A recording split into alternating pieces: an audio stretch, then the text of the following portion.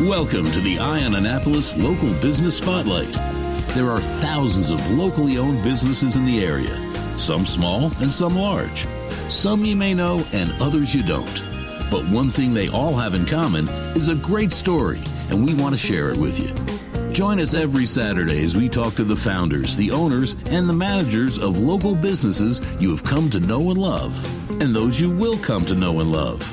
Now here's your host, John Frenay, with this week's Local Business Spotlight.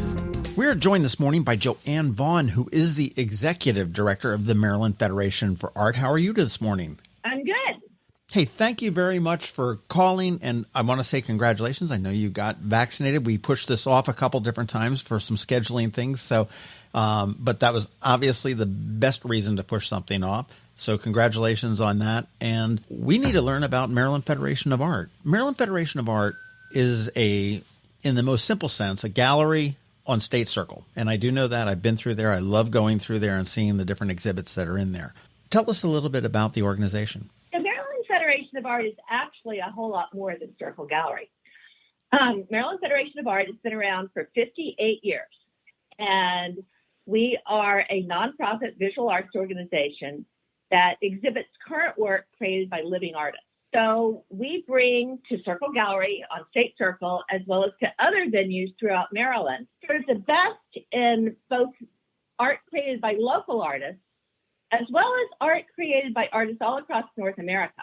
I can very confidently say that we think it is the best work that's being created right now, because it is selected by some of the people who are the best in the business, people that work at the Smithsonian or the Baltimore Museum of Art or the National Gallery. Artists from across the country apply to be in our exhibition. The exhibition is curated and selected by experts, and we exhibit the work for somewhere between 30 days to 6 weeks, depending on the venue. Interesting. Well, I mean, so you guys are a nonprofit. You are not affiliated with the state. You're not a state entity or a state arts organization? No. We receive money from the state, as do other arts nonprofits. Sure. And we receive money from the County Arts Council. But no, we're an independent nonprofit. I think at the time that MFA was created, there were several sort of different state federations of art. But since I wasn't there in 1963 when they formed the organization, I honestly don't know the background on the name. Okay. Well, the art is just so important, and it has so many different ways that it manifests itself. And I've been so excited about Annapolis, and that in the last, especially 10 to 15 years, art has really taken a large step to the forefront of our community lately. I mean, we look at the public art that's out there. We look at attraction that Annapolis holds for artists to come to. We've had, Art Week. We've had, all sorts of different events that are focused around art. And a lot of times we walk around town and we don't realize how integral it really is to our community. It could be statues. It could be murals. It could be, obviously, we can talk about paintings and we can talk about different modes of art, photography, and everything else. But it really is part of the fabric of our community. Well, and that's so true. And we exist to make that fabric stronger. I mean, we view art as being a bridge between people and ideas. Visual art in Annapolis, like you said, there's public art. I wish there were more. And I'm very excited that the city is actually going to put aside some money just for public art. But I also think that, we have a commercial art scene here that is pretty traditional. There's a recent cooperative gallery that also recently opened. So those people that are working directly with artists can bring a different flavor of art to the community. So yes, I mean, at Circle Gallery, we exhibit pretty landscapes and we exhibit still lifes, but we also exhibit macrame sculptures that hang from the ceiling, or digital art that's projected, or things that are cut out of lasers. We can bring a different kind of art that would not be seen here. And I think that's really important when you consider not just the location on State Circle, but also the makeup of some of the children in Anne Arundel County who may not have the opportunity to go to Baltimore very often or to go to D.C. very often, that can, for free, come into the gallery 360 days a year and see a vast array of what art looks like. because some people may choose to express themselves through painting or drawing, but some may do it by creating collages of found objects and putting together things made up of buttons and army men and Barbie dolls. And so all of these different ways of expression confine themselves into the community. And the more expression we have in the community, the stronger that the fabric of the community that you were referring to is. You talk about the different methods of art. I mean, I remember when we had, and we don't have it anymore, and I'm kind of sad, but the Fringe Festival that happened for about 4 or 5 years, I think, there. And it was, you had a car that was covered with little gadgets and knickknacks and stuff like that. I mean, that was, street art. You had, I know they put a car in the middle of West Street at one point, and they gave everybody paint, and they could paint this old 1972 Ford LTD or whatever. And I ended up seeing the car probably about 7 years afterwards, and I thought it was hysterical.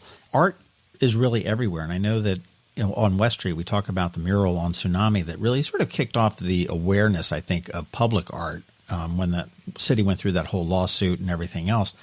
And I think it's a fabulous expression on the wall that we can sit there and see. Some of the murals that are around town are beautiful. I buy my art. I obtain my art, not I don't get it, if you will. I mean, I don't say, oh, I see like it's got the lights. I just look at something and I say, that resonates with me. I don't particularly know why, but that's what I appreciate about the art, is that it really makes you think, and that, hey, I like this. Why do I like this? I'm not sure, but it really gets to me.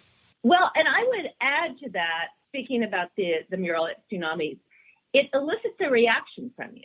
And even if it's something that you don't personally care for, you're not ignoring it. So art sometimes is there to be pleasurable and make you happy. And that tends to be the sort of things that certainly sounds like you collect, that I collect. But it's there to elicit a reaction. And sometimes it's not necessarily a favorable reaction. And that's okay. The idea is, did the artist say something to you?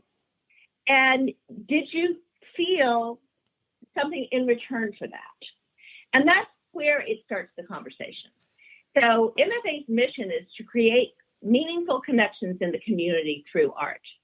And we know that not all of those connections are going to be, sailboats and vases of flowers. And some of them will be things that people react to in a negative way. We had a show that was a fiber show a couple of years ago.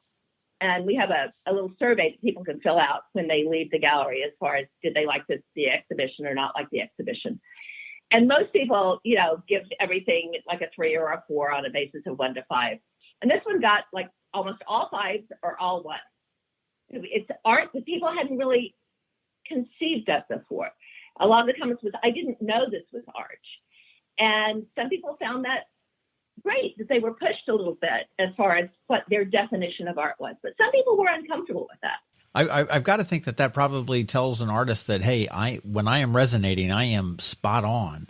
And yeah, no, and some people don't. Some people want to resonate more than others, is what I would say. Some people are disruptors. We've had an artist who is from Arizona, I think. I know it's out west, and he paints with motor oil, not with. I mean, the first time a painting came into the gallery, and it said it was ecologically derived oil. And so I kept sitting there thinking, what is this? What is this? Is it any sort of oil paint I had heard of? And then all of a sudden I realized he uses motor oil to paint. And all of his paintings are about the use of fossil fuels and how bad that is for the environment. The first painting we had was about the oil spill in the Gulf several years ago. So he wants people to be disrupted and think. Some artists want to paint, like I said, a very beautiful vase of flowers. And they want somebody to feel a sense of calm or appreciation of beauty. And so it depends on what you're trying to do. And not everybody wants to make waves, but some do. And so it's interesting when we're in the gallery to see how people react to different kinds of art. It's interesting. I know I don't want to pick on murals too much, but you talk about eliciting a response. And I'm just thinking of 2 murals here in Annapolis. You've got one of the more recent ones of Carl Lester Smith on the side of Pinky's liquor store on West Street, and Carl Lester had just passed away.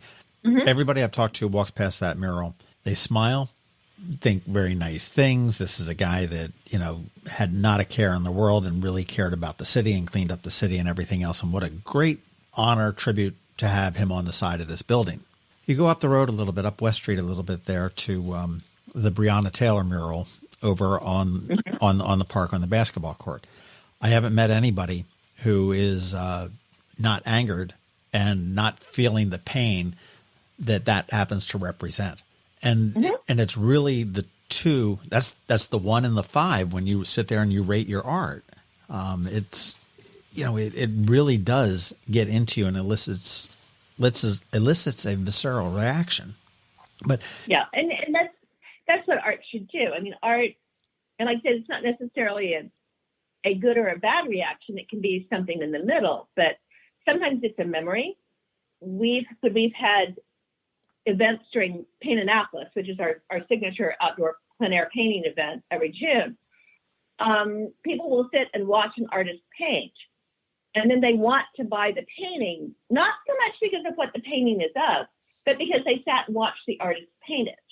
And so when they go past that painting in their home, they're like, oh, I remember sitting there at dinner under the stars on West Street watching this artist paint this painting. And so it brings back a memory that they have. That's sometimes why people buy artwork when they travel, because it's a memory of being somewhere else. And so I think, you're surrounding yourselves with things that are meaningful to you. And that's what art should do. It is personal. It should be bought to make you happy and not to impress anyone else. It does not need to be monolithic.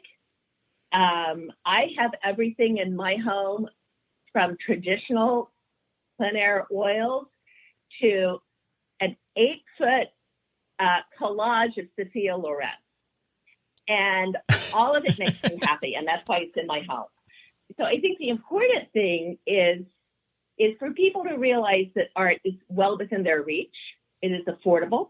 It is something that you can put in your home instead of posters. And I've got posters as well. There's nothing wrong with posters. Art, especially purchased locally, will be something that will bring meaning to you long after you've collected other things.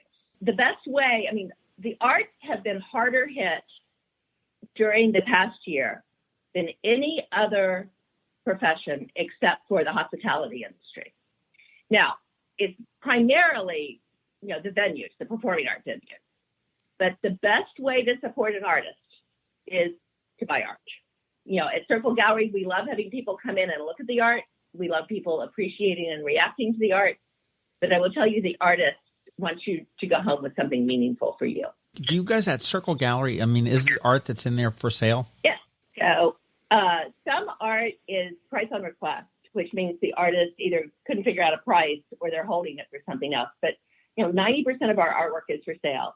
We sort of rotate between shows that are primarily by local artists and then follow it up with a national show.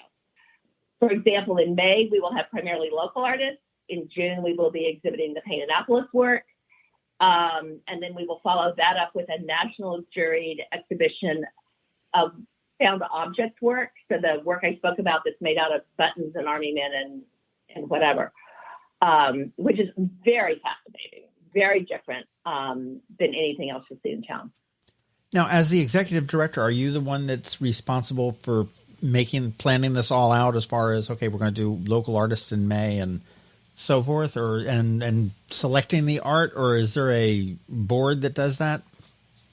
So there's a committee of volunteers who plan out our schedule.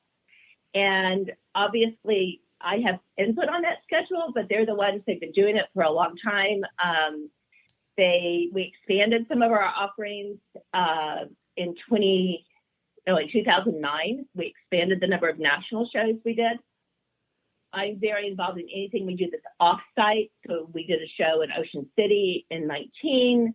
We're doing one in Cumberland in 21. We're doing one this spring at Calvert Marine Museum in Solomon's Island. The art is actually selected by professionals in the field, where artists can upload their work, and then whoever we select to curate the show, views it all, digitally. And from those images, they select the show. And then we work with the artists to get their work to Annapolis. And then if it does not sell, we work to get it back to them. The UPS is a frequent visitor to the gallery because we do have boxes coming in from all across the country, filled with just, very amazing things. I mean, it can be artwork made out of beads. It can be artwork that's, beautifully painted. It can be paper collages. It can be, lithographs or etchings. It's always, I had one person who worked for me for a while that goes, it's just like Christmas. I get to open boxes all the time. So. That's what a lot of my friends said during this whole pandemic thing with Amazon rolling up to their front doors time and, hey, it's like Christmas again. What did we order today? How can people support the arts, buy a piece of art? That's the most simple thing. How can we specifically support Maryland Federation of Art? Now, the website, I just want to throw that out there too, is mdfedart.com. Pretty simple enough. It's the abbreviation of everything except for art.com. Right. But how can we support you? You can support us in several ways. The easiest way is to become a member, and you can do that on the website. We have artist members, but we have non-artist members, and we have specific programs that are for people who are interested in art, whether they actually participate in taking a class in painting or whether they simply appreciate what they see. We, obviously, as a nonprofit, we take donations. You can also come in and if you buy art, we take a very small percentage. We'll take between 20 and 30%, depending on if the artist is a member and what the show is. So significantly less than a commercial gallery, but I have other ways of raising money that commercial galleries don't. And you can actually invite guests to come to Annapolis and stay in a hotel because the Arts Council here gets a percentage of the hotel tax. And that is passed on to local arts organizations. So there's lots of ways to support MFA and other arts organizations, because I do think you're correct. I think that the art scene in Annapolis has grown. I think it is thriving. We're very pleased to be a big part of the visual art scene here, but it's the sort of thing that makes our town a lot more vibrant. No, it certainly does. It certainly does. And of course, I'm assuming you take any kind of corporate sponsorships as well, right? No, we've had tremendous support over the past 20 years from both Volvo Cars Annapolis and Annapolis Subaru. They're owned by the same family. PNC is now a huge sponsor of ours. We have National Harbor has actually sponsored some different things here and then hosted us to have an event out at National Harbor. Well, so you had mentioned earlier that you said that you're not just at Circle Gallery, so you're down at National Harbor too?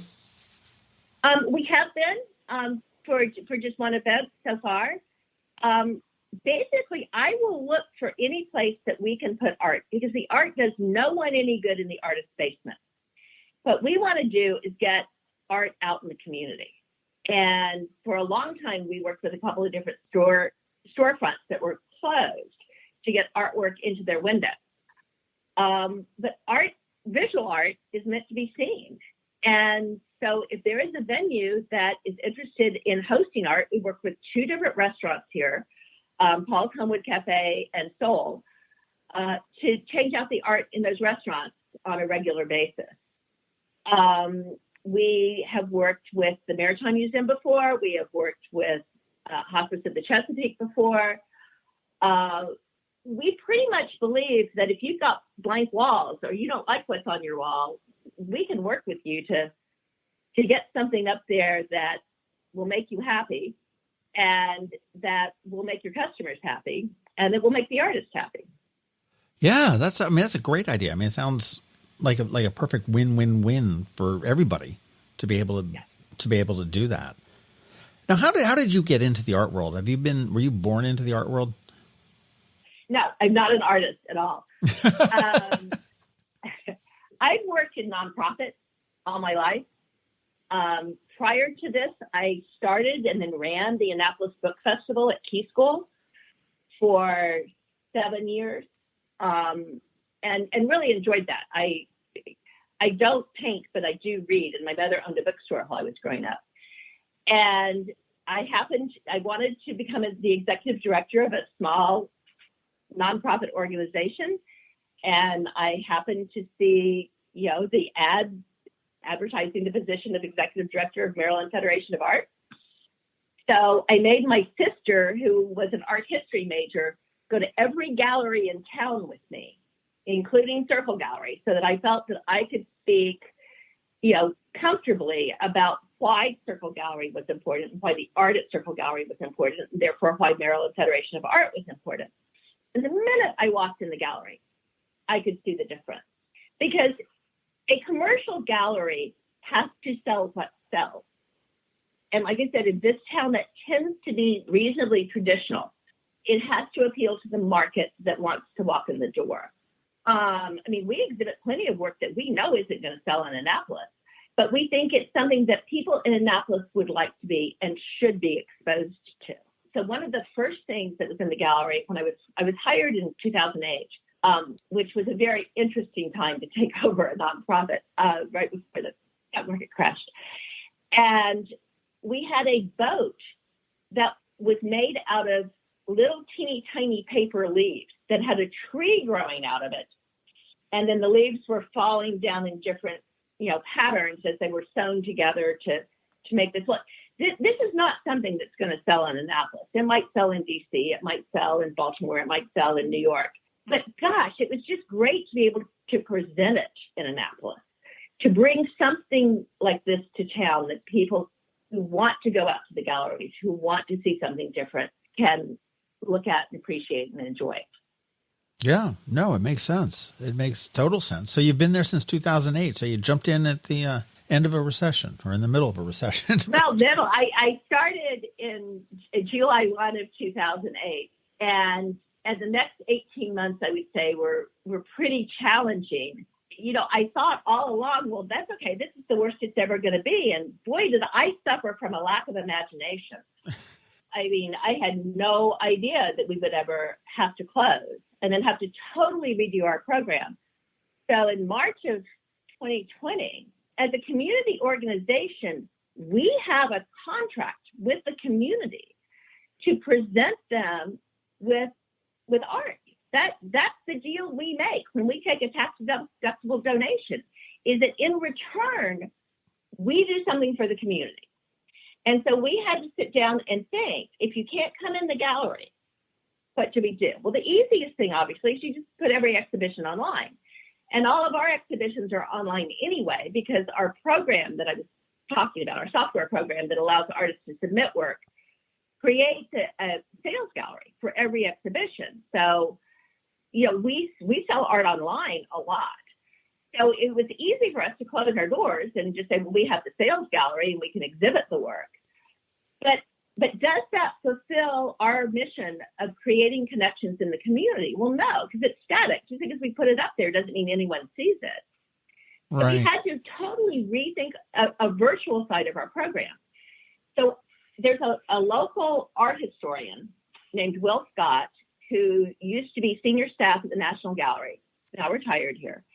And he's on our board. And twice a month, he sits down with an artist, and on Zoom, they talk about this artist's work. And we invite anybody who wants to watch that to watch it for free. And then we post it on YouTube, and you can access that through our website. And we've had more than 5,000 people watch Will talk to different artists about their work. We can't bring the jurors, these people that select the shows from the National Gallery or the Smithsonian or the BMA or the Walters or Virginia Museum of Fine Art or wherever they come from. We can't have them in the gallery to talk to a crowd of people about the show anymore.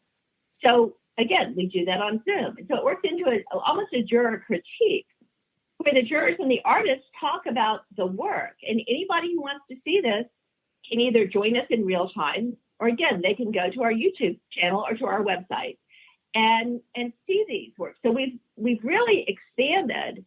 We've almost doubled our program in that we not only present visual art that you can see and touch in a physical building. We have online only exhibitions. We have online exhibitions that address a cause or a concern. We did the Art of Protest and Black Art Matters. We did 6 Feet of Separation. So different shows that anybody can exhibit their work and make a statement with it. And then we vote on a People's Choice winner. And that's done virtually, so anybody in the world can vote. And then we have these, the well talks, and we have the online juror discussions. So our program has exploded in 2020. By the time we reopened mid-July, I had to think about how are we, as a very small organization, going to be able to staff this? We had 2 full-time people, and that was it. And I'm one of them.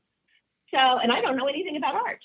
So, we were able to hire another person. And some of that was through donations, and some of that was from a grant from the County Arts Council. We've been able to juggle both the virtual program and the physical program. And it's really expanded our reach in the community. And the good part of this is that we could have done all this pre-pandemic. We just didn't. Just needed something to kick you in the butt to make you do it. Exactly. Inertia is a very strong force, and you don't change unless you have to. And it forced us to change, and in doing so, we think we've made more of an impact in the community and more of an impact nationally in bringing visual art to more people and getting more people to understand the thoughts and the motivations of artists to participate in creating the work. Have you sold more art as a result of this, do you think? Or do you know? Our sales are not more than last year, but they're not down considerably. I was talking about Paint Annapolis previously, and we were supposed to have held it in June of 2020, and it got moved to September. And I thought that sales would decrease 20% because we couldn't have a reception. And they decreased 6%. So we didn't do as well as 2019, but we did much better than anybody anticipated. Sure. And a lot of the work was bought online. Right. So, I think most people want to see something. They want to experience the art if they're going to purchase it. And, between being shut down and then having limited capacity and not being able to host a reception, which is basically a party for artists and their friends and the public, and that's when the public tends to buy. Sales are down some, but not appreciably. But participation is up. Our engagement, because we will judge our engagement figures every month, and our engagement is up over 3,000%. So we are definitely making an impact in the community through art. Well, you're not alone on that, because I know in the performing arts, I know the Annapolis Symphony Orchestra, again, as everybody did, and I hate the word pivot, but that's what they had to do because they couldn't have live performances. They went to their Symphony Plus platform where they're able to turn around and make this symphonies available to pretty much anybody across the globe. And they're finding that and I don't want to say the little because it makes it sound like it's a podunk type of an organization, but the little, relatively speaking, to the New York Philharmonic or the London Symphony or anything like that, the Little Annapolis Symphony has a worldwide reach now. And they're gaining a lot more people that are going, hey, let's check out what's going on at the Annapolis Symphony, whether that be in person at Maryland Hall or whether that be online on YouTube or on their Facebook page or whatever. And I imagine that's probably very similar for Maryland Federation of the Art as well. Yeah, absolutely.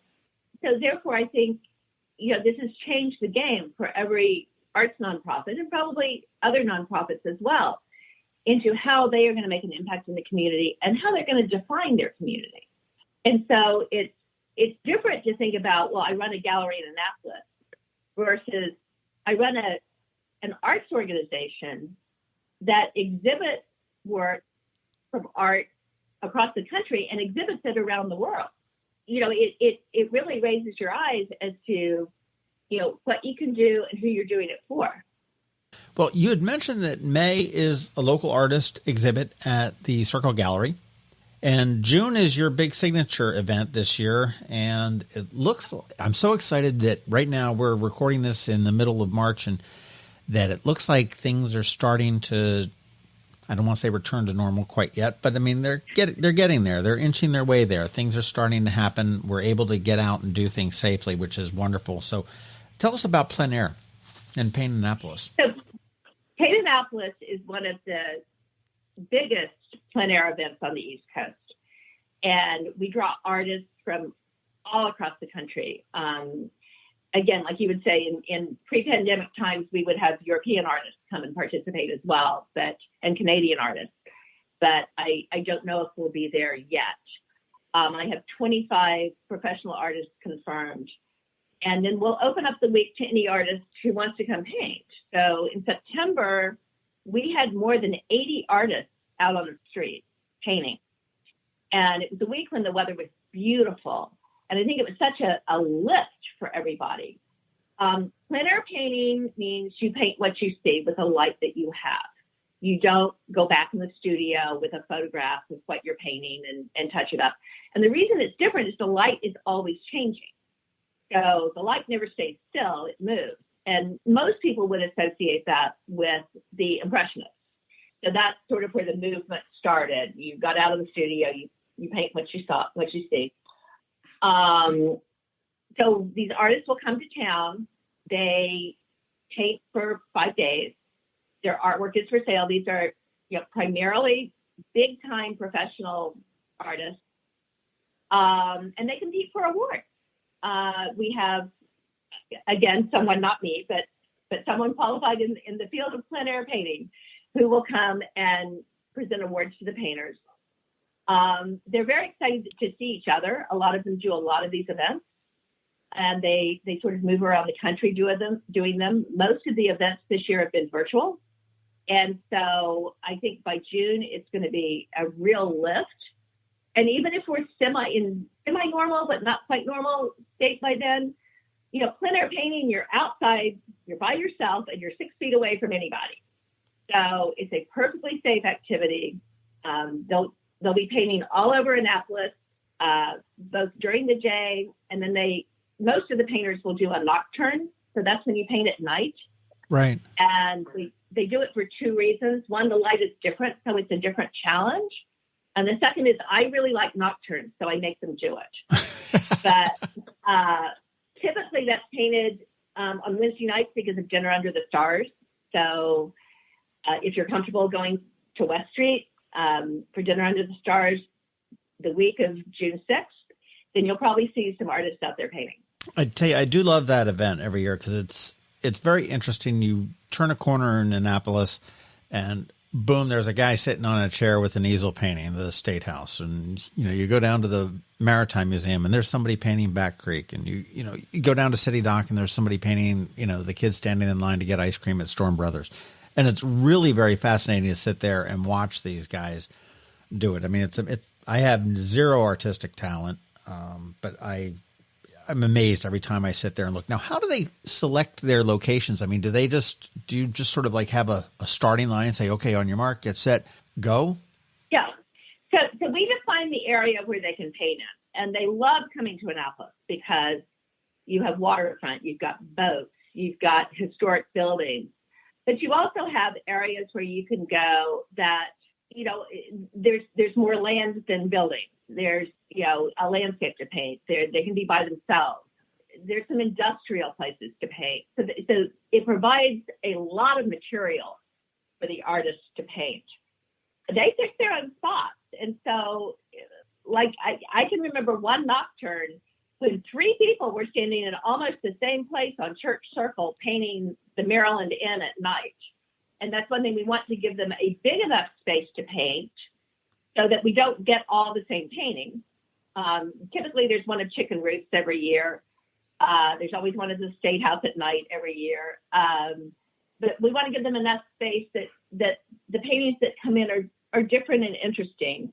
but we want to keep them close enough in town that people get to see them and enjoy the process of art, as well as understand that artists live and work among you. I mean, children see teachers and firemen and doctors and dentists, and, they don't see visual artists. Visual artists tend to work by themselves. Everyone should know that artists are in our community. Artists may live next door to you. They may live across the street or down the road.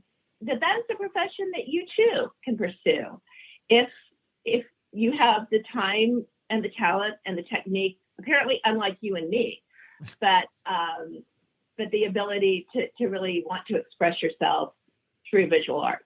We've got May Day coming up in May, and then we've got Paint Annapolis coming up the first week in June. So, I mean, it sounds like it's a 1-2 punch for some beauty in certainly the historic district, and actually Eastport, I guess, would jump out. I mean, I don't ever see any of your plein air painters out on Forest Drive. Oh, they'll be all through the city. So, and in some parts of the county as well. Jones Green Park, Quiet Waters, some different places where they can get, like I said, some different views of the city and find some different places to paint. So they'll be around. What are your hours at the Circle Gallery? The Circle Gallery, you enter off of State Circle, and you go down I don't want to say an alley, but you go down sort of like a little bridge that jumps you into the gallery there. But what are your hours, and how can people see your stuff? So we are in a historic building. It was built in the 1820s, and we're right between Chancery Lane and then the Shaw House, which is government offices. There's a big black gate with a red 18 on it. It's the 18th State Circle. You go down the walkway and you enter the building. And we are there 7 days a week from 11 to 5. What are your exhibits that you have now, and what may be coming up? Do you have? In April, it will be a national art on paper exhibition. So primarily printmaking, so like etchings, lithographs, mezzotints, as well as watercolors, collage, sculpture made out of paper, anything that's made out of paper will be exhibited in April. May is a member show, so primarily local. June is Paint Annapolis, and then it goes into a national found object show. So the work that I said is art made out of stuff, and then another member show. So it kind of does rotate between, like I said, the local exhibitions or the exhibitions of primarily local work, although we have members in 38 states. But most of our members are regional, are mid-Atlantic. Well, you mentioned a couple of membership-only shows. So, I mean, membership, how much is membership? Membership is $70 for 365 days. But you're only open 360 days. But you're a member every day. Okay, fair enough. What is the benefit of a membership? And obviously the big benefit is that you're supporting Maryland Federation of Art and the art community and the artists. If you are an artist and you're a member, you have more opportunities for exhibitions. So we have almost twice as many exhibitions, or we have as many exhibitions that are just for members as we do exhibitions that are for any artist. So we give you more opportunity to show your work. Whether you are an artist or an art enthusiast, we have different programs that are open just for our members. So different receptions and talks about artwork that used to take place, and now would be programs that are online only, and we'll have to see how that shakes out, because again, our membership is in 38 states, and so keeping a virtual portion of our member program is important.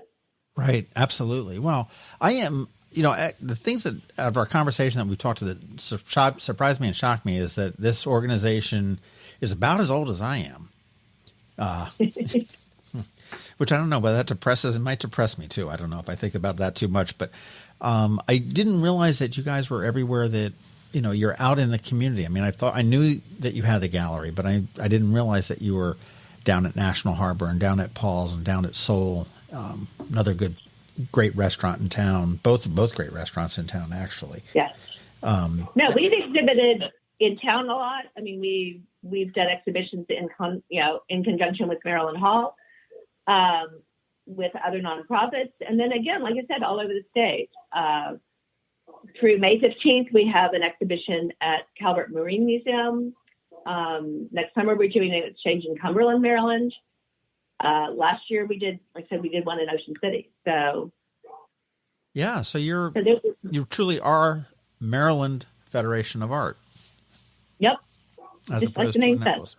Well, I'll tell you, folks that are listening, mdfedart.com is the website. Please visit the Circle Gallery. The address is 18 State Circle, and if you're just walking around State Circle, it's on the Main Street side, kind of about halfway down the circle before you get to Maryland Avenue and all that on the right. And it is a great little building. Joann Vaughan, who is with us, is the executive director, and she's been there since 2008, steering the ship and steered it very ably over the last year, I might suggest.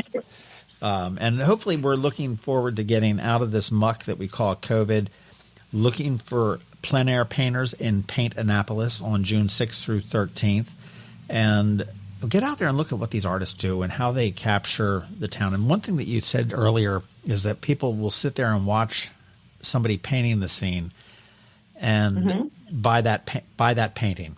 And I'm like thinking, it'd be so much easier just to stand behind the artist and whip out your cell phone and click and take it. But you know what?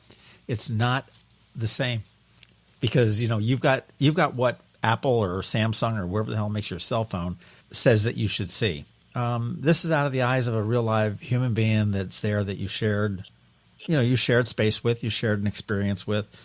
And, your remembrance of it may not be exactly as it was portrayed, but it's a real live living painting and not just a image that was quickly captured on a cell phone or a selfie. Definitely get out and check out Paint Annapolis. All that information will be available at mdfedart.com. And I think paintannapolis.org is also a domain that you guys have when that rolls around, right? Correct. Mm-hmm. Fantastic. Joann Vaughan, thank you very much for your time this morning.